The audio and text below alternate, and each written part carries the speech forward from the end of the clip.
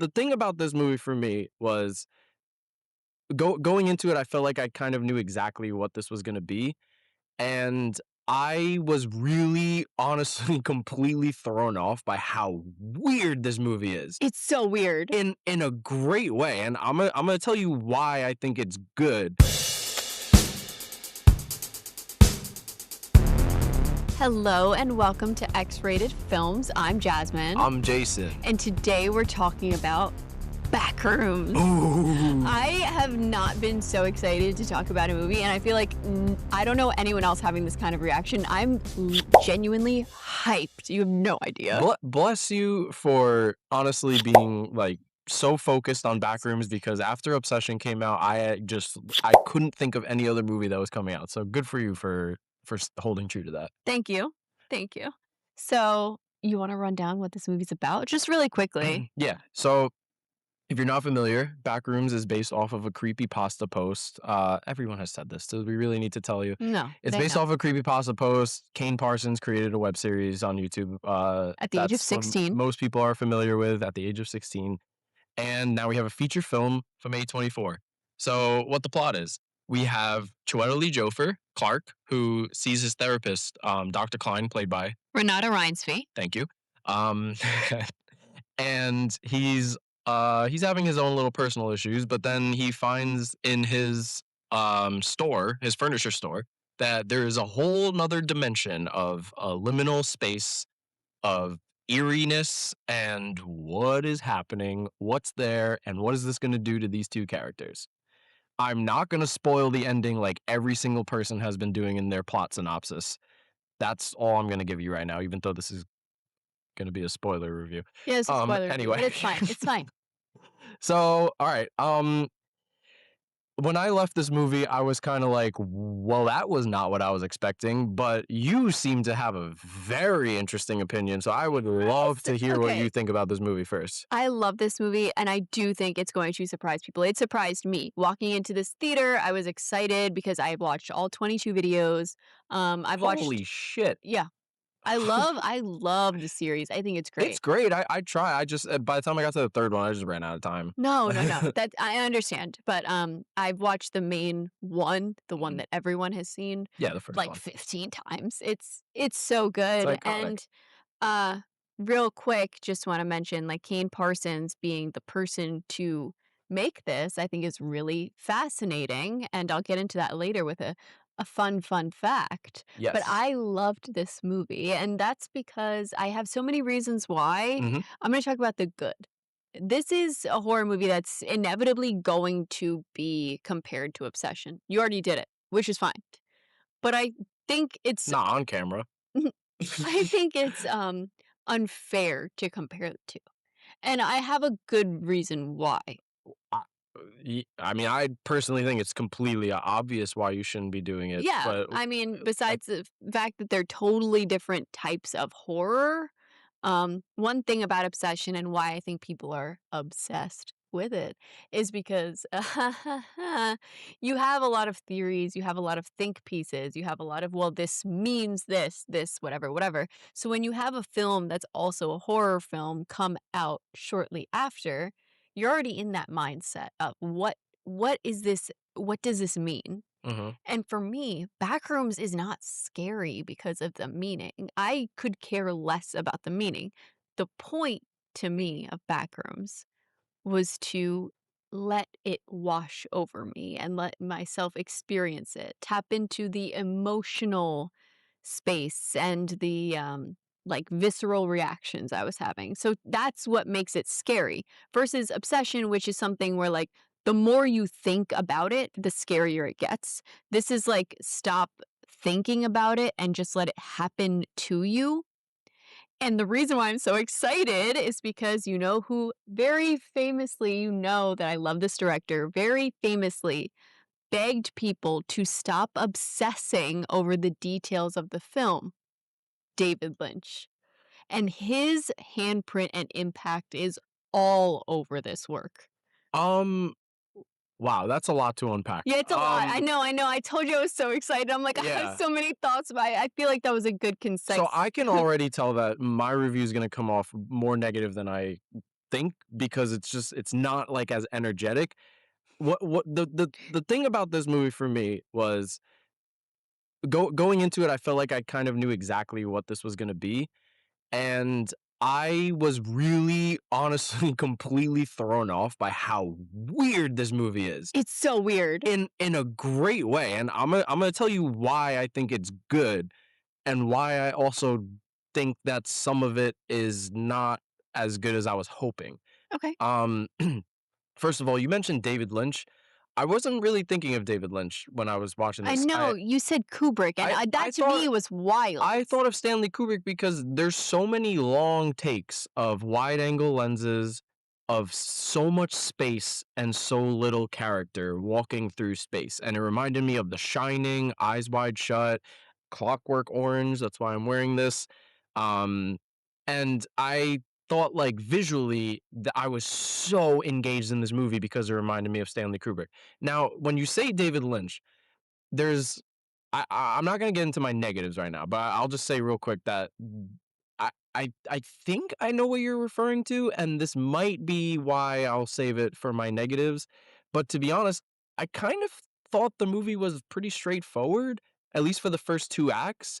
I think my thing was I noticed a lot of people afterwards talking about, people are gonna be upset because you don't have an explanation of the backrooms, and so and honestly, like, that threw me off a lot because I was kinda like, "But that's what the whole point is that it's just a random It's a liminal space. liminal It space." doesn't Yeah, exist within liminal means it doesn't exist within our reality or anyone else's. It's in between.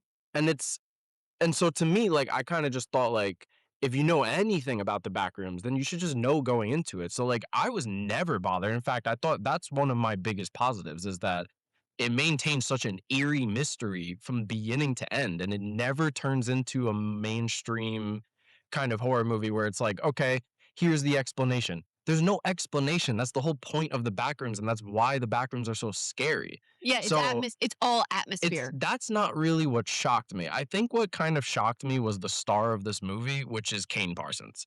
Because for I know we had a brief discussion as to whether we were gonna actually, like, talk about it because so many people have talked about it. I do think this is worth bringing up. He's 20 years old. A lot of people have said that. My concern is not, can a 20-year-old make a good movie? My concern is a 20-year-old experienced enough in life to create believable characters and conflict?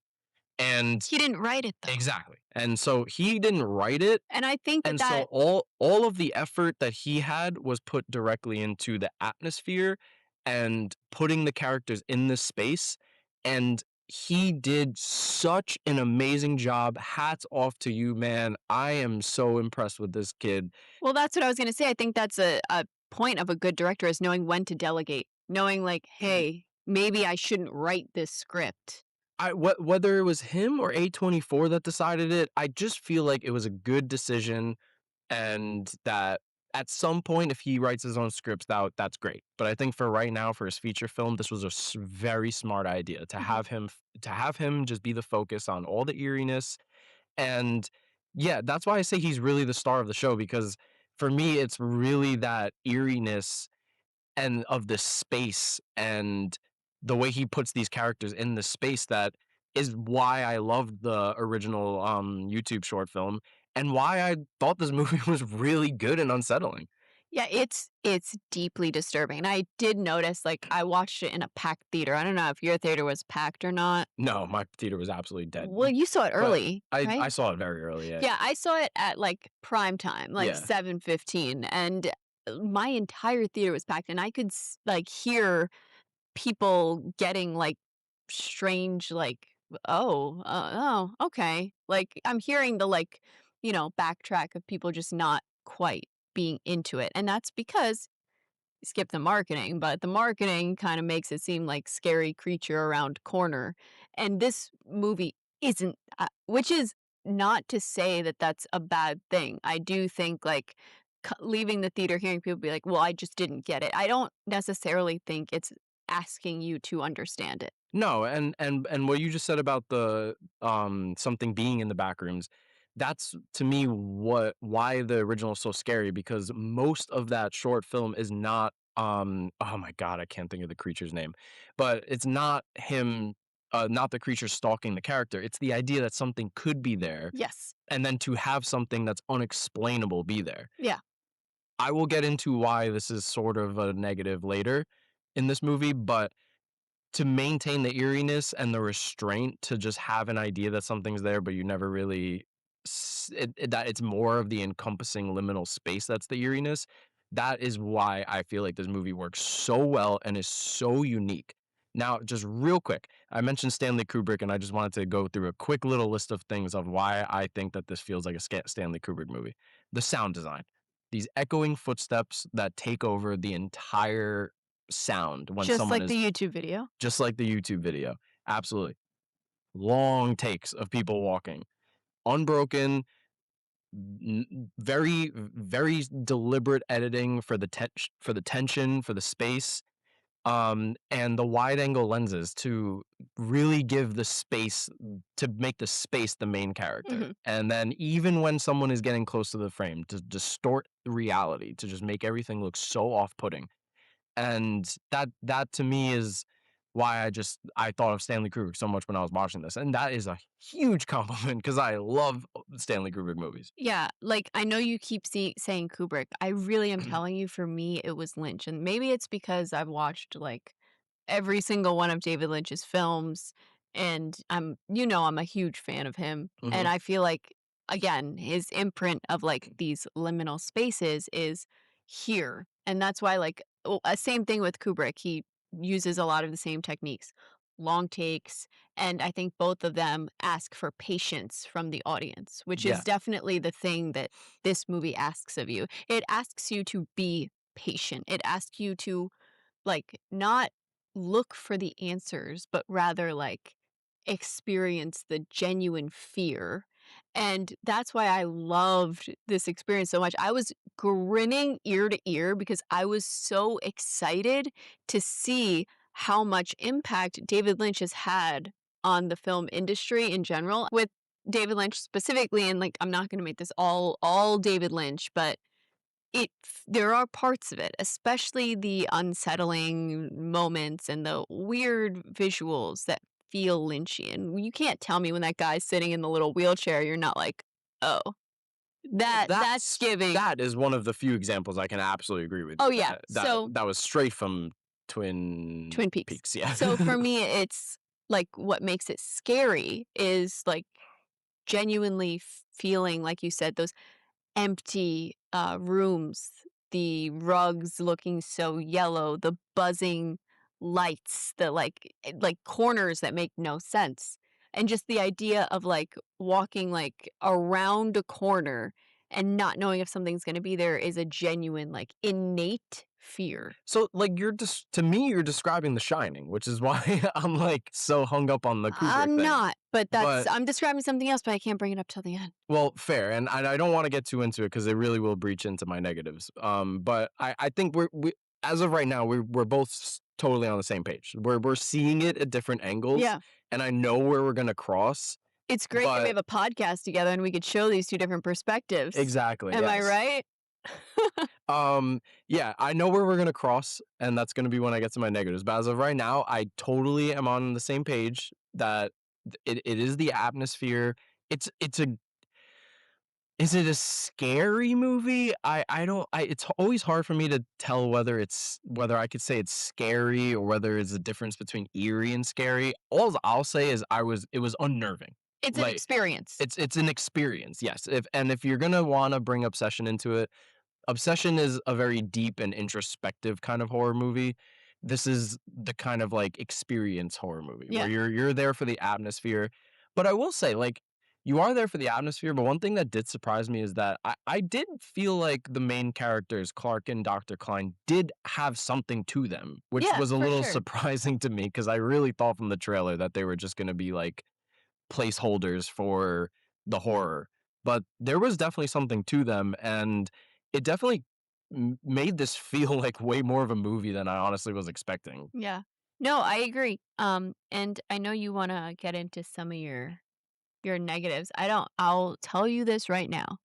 All the negatives I have are completely overpowered by what I experienced with this movie, so I can easily forgive every single one and they don't bother me because I wasn't like focused on plot. I wasn't Yeah. focused on narrative storytelling. I Well, was focused on the feeling I was getting. And so to me that cancels out the negatives of like, well, there's not enough to the characters. I For me, but I understand. that's not one of my negatives. Oh, It's see, not. okay. And I'm not, and this is why I said I know it's gonna come off more negative. I really enjoyed this movie. I have more positives. I'll go through them real quick. I Yeah. think the score is amazing. There's one Yes. scene that you see in the trailer of Dr. Klein finding the Backrooms, where the score is completely made up of sounds that we heard in the Backrooms earlier. That's so genius. And again, like I'm gonna just keep saying it, like that's The Shining. Like that's what Kubrick did in The Shining. He took sounds to create a lot of the score, and I thought it was so effective. I really like the side characters. We had two assistants in the movie, Kat and Bobby. They're not in Wait. it very long, but now some of my favorite things in the movie I can't get into yet because they're gonna be in the moments. So the things that like genuinely hyped me up so much and put this movie like on a pedestal for me, I will say for the moments. But for right now, I just think overall the good that I feel in this movie is that the atmosphere was so good. This was so faithful to the source material, and I think despite Kane Parson being only 20 years old, he handled this production very well. And I think that this is a very interesting and strange horror movie. I also think the third act of this movie has a lot of issues that I can't ignore, unfortunately. Go ahead. Um, this is where we're crossing because I know that a lot of the David Lynch stuff that you're saying is a lot to do with how the movie kind of transitions a little bit. Mhm. And we're doing spoilers, so I'll just get into it. Clark is presented as a guy who's having issues in his life. It is made very clear that he is in control of his emotions. He is in control of who he is. He is just having severe issues and is drinking too much. He discovers the back rooms, and we're following him as the protagonist the whole movie. And he's very much handling the situation how you would think, and you're rooting for him. Where my issue really starts is when we kick off into the third act. We have sort of a psycho esque protagonist switch where now we're suddenly following Dr. Klein. And I don't have a problem with, Renata Reinsve. yes, she's great in the movie. She's And, she's unreal in this movie. but her character takes over the movie in the third act, and they try to fill in a little bit with some dream sequences. And to me, that's where the movie kind of felt a little lazy because Clark had everything of his story was in the moment and had to do with the plot, as opposed to Dr. Klein, who was kind of introduced, and I felt like we had little gaps filled in. But where my biggest issue comes from is the character turn with Clark, because while I think the third act, when the third act goes batshit crazy, Yes. and there is no way that I am going to sit here and tell you that I didn't like it. My problem is I don't think it transitioned well. I think that the character of Clark goes off the deep end to the point where I can't understand how he got to this point, especially in such a short time frame. And it was really hard for me to like actually sink in. It felt in line with the atmosphere. Like atmospherically, I couldn't keep my eyes off the movie. It was so bizarre. It felt like Texas Chainsaw Massacre's third act mixed with something Kubrick or David Lynch would make. But I just couldn't get behind how much of a turn that the story took and how much I felt like we missed like a whole chunk of this like transition. Mhm. Um and that is really where like the core of my issues went, and sort of why I left the movie a little less excited than I am now, because it was the third act. But then when I look back on it, I'm like, this movie was still great. It was just I just don't really like the turn it took. Mhm.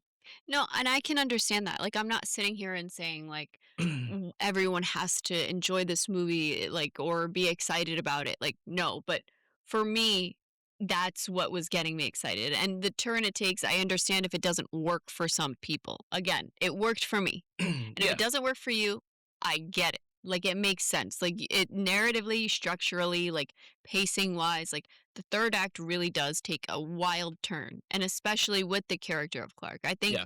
the idea, if you're really trying to pull, like, meaning out of it, is he's stuck in these back rooms or memories, Mhm. and he's trying to reconcile them. Right, and that's where I said that I knew our crosses would come because I know that if and I know this is how I work too. When I love a movie so much, there's definitely gaps that I can totally fill on my own and not have an issue with. I think this movie was great. I didn't love it enough for me to be able to fill in the gaps as we got towards the end. And again, like I said, the meaning of the back rooms and the story, that's not my problem. I'm okay with that being ambiguous. My thing is simply I just wanted to see a better transition from how we got to a sane but struggling protagonist to so batshit crazy that he rivals the Sawyer family from Texas Chainsaw Massacre. Yeah. I just thought that that transition was very harsh. Yeah. That's my main issue, but there was a lot of other things in the 3rd act. One of them was that I appreciated a little bit of explanation of the back rooms. We do get a little bit of explanation when he starts to talk about what it does to things. It recreates things in its image. And while I found it interesting, I felt like the more they explained it, that's the first time in this movie where I started to see other movies and I started to see Us and Get Out and like other movies and I'm like the more you explain it, the less that it feels as unique as it was. So, for me, just real quick, Mhm. because you're talking about what you were taking from it, I Yeah. think that there's one specific visual moment that, to me, like, filled in all these gaps and made every explanation understandable for me. And that is the scene with the young, what's her name, Dr. Klein, Mhm. and she's in her house, and you figured out what's gone on in her childhood. You hear her little track over the whole movie of like, don't get caught in these loops, right? Yeah. And you watch this scene go through each layer Mhm. and get more and more deconstructed, Yeah. because when we think about our memories, we don't think about them as they were. We already have like a filter that they've gone through. 100%. So Yeah. I think that for me, like, the visual of seeing the memory being deconstructed over and over again filled in the gaps Yeah. of where the turn comes from for Klein. Listen, But I'm again, like, I get it. Like, I don't think it's meant to be overanalyzed. I think that actually ruins the experience of the movie the second you start thinking about it too much. And I'm not saying like turn your brain off. I'm just saying, like, it's one that washes over you, and I get that it might not work for everyone. So, I know you have no. some other problems, and you should definitely get into those I one day. really I only wanna have hear one about more them. major one, but on that, like, I agree with you. I mean, like I said, that's the reason why I said I'm not gonna sit here and say that it like necessarily tanked the movie or it just was more frustrating to me because I don't think I was expecting to be as into the characters as I thought. And so to me, it kind of just felt like you're doing something interesting, but you didn't earn it. Mm, And that was one of the few things that felt a little more on the amateur side. But like, it's not something that tanked the movie. I don't think anything in this movie tanked. It's just I I have to address negatives in the movie if it affects me, yeah. and it did affect the way that I left the movie. Um, and then just like a couple of like just one quick small thing too. I did just prefer the VHS sequences when they were in the back rooms. I did feel like the first Oh, like time the found the footage? found footage stuff both were good. It's just and to be honest, like when Clark first enters the back room, seeing that on the big screen, I did have a big smile. Like Yeah. seeing it in like HD and on the big screen, it was really cool. Um, it also dragged on a little bit. I think at the VHS sequence is more. It's not even about the atmosphere because obviously the VHS creates a scary atmosphere. To me, they were just paced better. It Mm, was just like I think just similar to the short films, Kane Parson really understands how to constantly keep momentum. And so I feel like when we were just exploring the back rooms, I was like, this feels like it's dragging a little bit. I think that it was way more interesting when there was constantly things. And I understand that if you don't know anything about the Backrooms, you do need to be eased into it a little bit. Mhm. Um, but my favorite scene in the movie that I'll talk about in a bit kind of contrasted that a little bit. And it was one of those things where, like, I think you might have blew your load a little too early. I will say, though, my biggest problem with this movie is the final chase sequence. Kane Parson did such a great job with everything in this movie. If there's one thing that I would just hope he considers to, like, learn a little bit more about, it's how to film a chase sequence, because not that I'm going to sit here and give you a class on how to do it. It's just when you see a scary monster murder someone right in front of you and you're running for your life, there is a certain pace and energy that the audience needs to feel. If we're gonna refer back to Texas Chainsaw Massacre again, the final chase, the girl is screaming through the woods, and we are seeing a very fast paced and urgent escape from someone who's gonna kill her. And I think that this chase scene at the end goes on for so long in Backrooms and is so slow paced that I felt no urgency. Again, it didn't ruin the movie. It's just I have to just address these things that while I'm watching them, I'm like, you could have done this a lot better. Yeah. Well, I do think again we had this conversation where it that is when age doesn't come into it. That's just like No, no, you can any director you could say that about. You could say that about a 70-year-old director who just yeah. didn't you never know if it got, left on the cutting room floor type thing either. So, I think it, and if anything, it might not even be Kane Parsons, because to me it was more of the edit where yeah. it was like you had a lot of takes of the edit and maybe a little bit of the direction of Renata Reinsve. right. And like her urgency in that sequence, it to me it really didn't, it came off disappointing because like they replaced the main creature from the short film with something that I thought was way more fucked up and weird and scary. Yeah. And I It was was really goofy. shocked. It was Yeah. goofy, but like scary. But then it did fall more into goofy because I'm like, I well, this liked thing's it. kind of just stumbling around while she's like Yeah. just, like, walking, and there's that, like, one point in the chase scene where she stops and, like, watches him, and I'm like, "What the fuck are you doing?" Yeah. I'm like, "This thing is not just a creature, it also just murdered someone right in Yeah. front of you." Um, yeah, so, I mean, like, look, that's really my only issues with it. I just wanted to kinda go into it just because there were things I really did noticeably Yeah. notice, and I don't wanna make it seem like I'm not gonna make it seem like this is, like, a bad movie by any means. Yeah. This is honestly kinda great. This is a great movie. That's Yeah. that's the thing, and I think that, like, people are gonna be on the internet telling you, "Don't waste your money, don't whatever," and I don't agree with that because while it's a very different experience from Obsession, I think to me, they're both on the same caliber, it's just different, and I understand why you don't think that, but I I I No, I just want people to see more movies, okay? no, Whatever. I'm simply smiling just because she talked about me comparing it, and I have not compared it one time in this video, and this is the 3rd time that she's brought it Anyways, up. I have I am so relieved that I didn't bring up do you Obsession. wanna do moments, or should I get into my fun fact? Because I have the funnest of fun facts, like, you're not even gonna believe how good this fun So, fact I just is. wanna do 2 things. 1, Oh, we gotta give our rating. oh, I put a ring on it 5 out of 5. Fuck. I'm marrying this movie, baby. That's great. Let's go. I yeah, I give it see, I feel like the more I sit with it, the more I like it. I'm gonna give it a high make it official. I Is think that 3? that's 4. 4 Yeah, T, thank yeah. God. This is a high make it official for me. I enjoyed the experience. I think my issue is just like when things start to drag, it just noticeably like that's to me when I start to not be able to forgive certain things.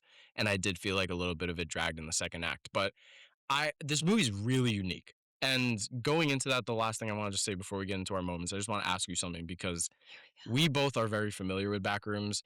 I saw the short film like when it came out. we go. Mhm. I just happened upon it, and you saw all of them. Yes. Multiple times. I saw it all of them twice. And I have not found anyone on the internet that hasn't even heard of Backrooms. So I'm just super curious what you think about this. If you are going into this movie, if anyone who's watching is going into this movie and doesn't even know this is based on something and this is just a movie, is this a weird abstract masterpiece or is this a confusing mess? No, I think it's a weird abstract masterpiece. I'm not saying that out of like bias or anything like that because I went into this like not watching all of them right before. I made a point of like the last time I had seen them all was a few weeks ago when all of our friends were over and I wasn't trying to pay attention. I paid attention to them weeks ago. And I went in with that mindset of like if I know nothing about the YouTube series, how am I thinking about this movie? And I think like it does stand strong on its own for what it is. Mhm. I do think the YouTube videos add context, but I don't think they're necessary. Yeah. I think you can appreciate it more, but I don't think it makes it less of a masterpiece. That's how I'll put it. Yeah. I mean, that's fair. I honestly, like, it was a genuine question. Like, Yeah. I don't even really fully have an answer. I need to take someone like my dad to go see this to really get an answer. Yeah, my mom Um, asked me to see it. I'm very excited to take yeah, her. This because is it's this really is a big weird. deal for her. It's Yeah. weird, and I think I wrote this down actually. I really wanted to say this. I think that my favorite thing of this whole atmosphere and the way I can describe it is this is the definition of you can run but can't hide. Yes. And and that to me, like, dragging that out, and that's the whole intrigue of the Backrooms Mhm. is there's an endless space that you can go into, so you can always just keep going, but you can never stop because it's just there's no hiding. Like, Yeah. it's this is a very interesting movie, and honestly, like, this is kind of one of the movies that I would need to rewatch because it was very weird, abstract, and I'm super excited now for A24's Texas Chainsaw Massacre Yeah. because This is almost like return to form for A24 because not only is it horror, it's like weird horror. And I between feel this like, and Undertone, yeah, like yeah, honestly, yeah, for sure. I think A24 is, going back to its roots with that. And I yeah, like that. I like absolutely. that. Now, again, I said that I'm gonna come off a little more negative than I expect, but all my favorite things are in the moments. Mhm. So, So let's get into them. I have a really good funny moment. okay, Are you ready? let's hear it. It's when the lights get cut in that third act Mhm. and the guy in the chair with the lamp just goes and he goes, "Thank you." Oh. I thought that was really funny. I like my dark humor. I thought that was funny. Yeah, you had the I small little chuckled. man in the scene. Yeah. Well, you also said it was funny. I thought this was kind of funny too when you said that the girl was just in the background the whole time. Yeah, she's just standing there. Yeah, with the girl with multiple eyes and just like a creation of backrooms, and Yeah. you're expecting her to do something scary or something, but Yeah. she's just kind of there. She just exists. Um, Emotional. I don't really think this movie has much emotional pull. no. But I do think there is one moment that kind of got me, and that's emotional, but not in like a sad way. Emotional where the doctor is breaking, like Dr. Klein is breaking her, oath to sit there and say, like, you want to know why? Yes. So that was like that was emotionally charged. That Yeah. was like I that was was my moment. I agree. I was gonna say like emotional doesn't always have to be sad Yes. necessarily. That was a very cathartic moment to watch this therapist who is so Bound by law to not do this. yeah, so good at her job, but she is tied up in the back rooms with her patient that has completely lost her mind, and she's just like she calls him a dipshit at one point, Yeah. which I thought was hilarious. Um, Um, you have an intense moment. so this is where I really wanted to talk about this So then thing. let's get into gross first, and then you can really give us your Well, intense moment. both were the two that I like. Really? Yeah, because Well, my gross moment is the scalping and then him putting it on her head. oh There was someone in my theater no. goes, ah. That Yeah, was that was gross. pretty much my reaction. Yeah. Ah. But you got this. Go ahead. What's your intense moment? I mean, the grossest moment was in that same sequence, the body horror. Yeah. He cuts open the creations of the back room, which are people, and just pulls out what looks like Marshmallow, like like a floss. like cotton cake. Yeah. No, cotton candy. Like literally like candy floss. And it was so foul and just the atmosphere. And this is the thing I'm saying about the third act where I'm like, I'm conflicted because I see clearly where there's issues, but I also see it as like, this is so weird and Yeah. I love it. I was not expecting it to be this weird. Um, but yeah, my most intense moment. I was saving this for this because I'm excited. this movie has my favorite opening scene in a long fucking time. I was riveted. And this is why I said that I was almost kind of worried that the movie might have blew its load too quickly. essentially what the opening scene is another Backrooms film, like Yeah, from YouTube. yeah. It's found footage, it's VHS, and it's one of the researchers in the Backrooms getting lost, trying to get out, and discovering the creature. And it was so simple, but it just seeing that on the big screen and encapsulating everything that got my attention about the Backrooms, the tension, the sounds, not knowing what's in there, not knowing what might be around the corner.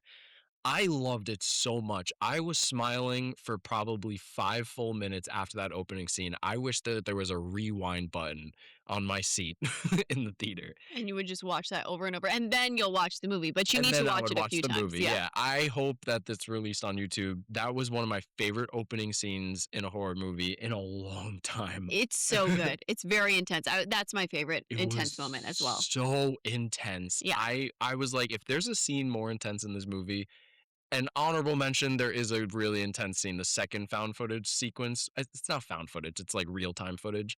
When he brings the assistants into there and they're going down the chute. Oh, yeah. That was also really intense, but I mean that opening scene, oh my god. Great job, everyone. Yeah. That scene was so Yes, that amazing. was amazing. I Yeah. agree. Can I tell you my fun fact? Oh, yeah, yeah, yeah. I've been itching to tell you this Let's hear for it. literally 10 hours I'm now. itching to hear it. So, I'm gonna lay the scene for you. Mhm. My sister Mhm. saw the movie yesterday from where she is, and she sends me this video, and she goes, "I need you to just watch the first 2 minutes." Mhm. I said, "Okay, anything my sister wants, she gets. You know this." So, this video is the Collider interview with Kane Parsons and Renata Reinsve and Chwedalee Ejiofor. Chwedalee Jofer. Yes, and the interviewer immediately, right off the bat, asks about his inspiration and the David Lynchness of it all. Mhm. Okay? And Kane Parsons goes on to say, like, listen, I'm not super familiar with his work. Like, haven't really had time in the past 4 years to do anything for more than 5 minutes, and fair, Mhm. because between the YouTube series and between this feature film, the kid's booked and busy, and he's very young. The interviewer points out he's very young, so he hasn't really had time to really get into that filmography. And he goes, yes, but when my parents divorced, I would go to my dad's house, and my dad had built this room with red curtains and black and white striped floor to match that of Twin Peaks. And he said he spent quite a bit of time in this room growing up. And if you know the significance of the Red Room in Twin Peaks, you know that it's essentially the first liminal space we've ever been given in Mhm. TV or film. Mhm. And it makes me so excited because it's not, well, it's the first liminal space that's like got its own kind of, Overlook Hotel. okay, fine. But I mean, it has its own, Yeah, yeah. anyways. I know, I know.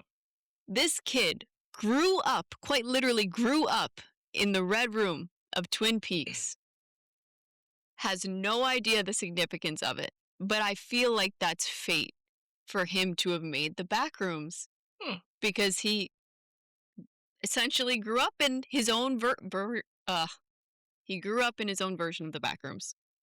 And I'm that I'm is literally interesting. red from how excited I am over that fact. I think that's crazy, and I That's think wild. once he does get into Twin Peaks and he gets to that third episode, everything's gonna click. And Renata Reinsby looks at him and goes, "That makes so much sense." And I'm like, "Yeah." And I stopped after the 2 minutes. So I have no idea what goes on after that, but I genuinely believe I was shocked because I think that's wild. And that pertains to you too. And you know what, Yes. I'll forgive you a little bit for all the David Lynchian stuff that you were saying because now I'm like, okay, well, I guess Yeah, something was from yeah, David he's like, Lynch. "My dad was a huge fan of Twin Peaks," and I'm like, "Your dad was a huge fan of Twin Peaks, and you ended up essentially making, like, the modern age version of the Red Rooms." Yeah, It makes so much everything clicked. I was like, "This is fascinating beyond belief." that's cool. I thought that was the funnest fact that could have ever come out of this. In that same interview, did he mention Stanley Kubrick? Not at all. Okay. Not at all. We'll find some interview, I'm sure. Okay, and now Our favorite segment? no, we had to talk about tattoos first. Oh, right. Well, I'm getting Just like a cool little like architectural outline. I thought that would be like really cool, but like it would make no actual sense. So like you would literally see hallways going into nothing. Oh, okay. Kind of like yeah, like a loop, or like you ever seen those like Celtic knot tattoos where like you can't actually place where the knot begins? Ooh, like a That's what I would want. maze, Yes. similar to like the Overlook Hotel. All right. So what's your tattoo? I want like a very like random fade of just like some of the wallpaper. So Ooh. like if you just see it, you're just kind of like, what is that? Oh, like if you're getting a whole sleeve, it could be the filler. That would be cool. Well, yeah, something like that. Like a There we go. very just a light fade of the wallpaper, just I something like to kind that. of imply. Yeah. And now our favorite segment. Hmm. Movie matchmaker. I'll Let's let go. I'll let you go. Well, actually, I'll go first because I feel like mine's obvious for me. The Shining. No. For me, it's actually well, I'm gonna go David Lynch, obviously. No way. Yeah. And I'm gonna say Twin Peaks, the first episode is an hour and a half, and it will give you the same uncomfortable feeling. I'm sorry. I thought this was called Movie Matchmaker. Yeah, well, the third season of Twin Peaks is an 18-hour long movie if it's in its true form. So you need to start somewhere. And if I had to pick a movie, fine, I'll pick Inland Empire. Okay. I'm Either one, satisfied. either one is fine. They're both terrifying, and I think if you get a little more familiar with David Lynch works rather than Mulholland Drive, go with something more like Inland Empire or the first episode of Twin Peaks because more people need to talk about this show. And I'm noticing a lot of people saying that their expectations for this were so much lower than they expected. And to me, I'm just like, ah, you guys have never seen a David Lynch movie before. He lives for that. Yeah. He's quoted for literally being like, stop trying to make sense of it. Just be scared. That's why I don't like his movies. Yep. And fair enough. Fair enough. Because you have to be scared in order to for it to work. Um, yeah, I okay, that's fair. I'll take officially Inland Empire. Our script. Cut it. No, But I'll show a little bit of Twin Peaks as well. we talk about TV on here too. Yeah, that's true. There's a sort of evil out there. Something very, very strange in these old woods. So So if we both. do our TV matchmaker, we should do that. We should also do like what TV show like compliments. You don't know enough TV shows for us to do that, but True. we could do It'll it. We just could be do it. Breaking Bad and Better Call Saul over and over again. Um, so m- you think you know what my movie matchmaker is because I just told you what it is. But I'm gonna do a You're gonna complete pivot? 180 There we because go.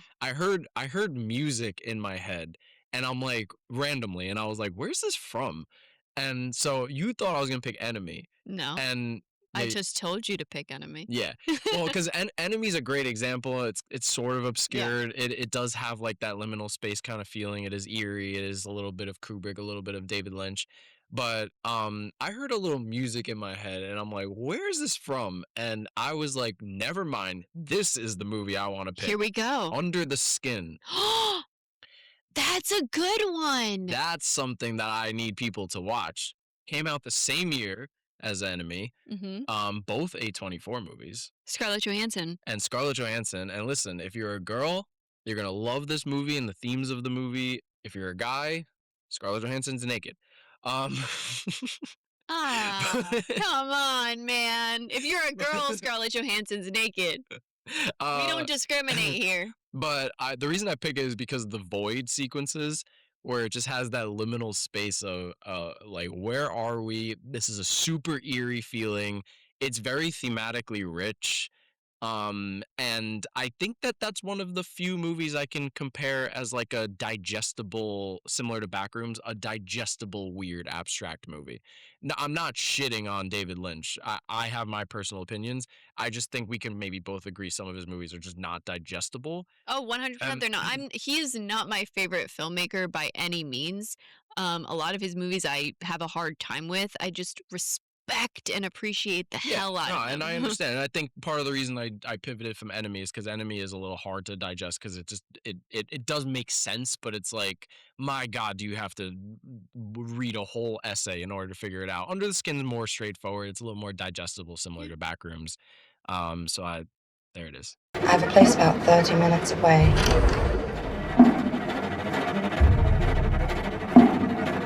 Yeah.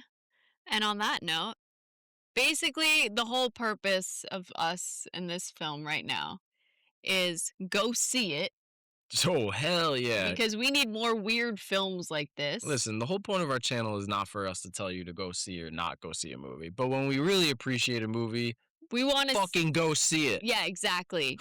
Um Good one. Anyways, that's the end of this video. That's true. Thank you so much for watching. I'm Jasmine. That's true, too. Yeah. And I'm also Jason. And if you like this, subscribe, leave us a comment. Let's talk about it. Check Tell out me. our obsession video. Everyone loves it. Yeah, yeah, listen. We might do another one. If you want us to do another one, fucking I have we'll so do many another one. theories. We can talk about so many theories about obsession. Maybe that's a good idea. Maybe we should do another obsession. If you want to see another obsession video, Let us know. And yeah, that's it. Yeah, peace out. Bye. If you enjoyed this video, please check out our full episode on Spotify at X-Rated Films, where we get into all things spoiler-free, spoiler, our fun movie moments, our movie tattoo ideas, and movie matchmaker, all on Spotify. Thanks again for watching, and please subscribe.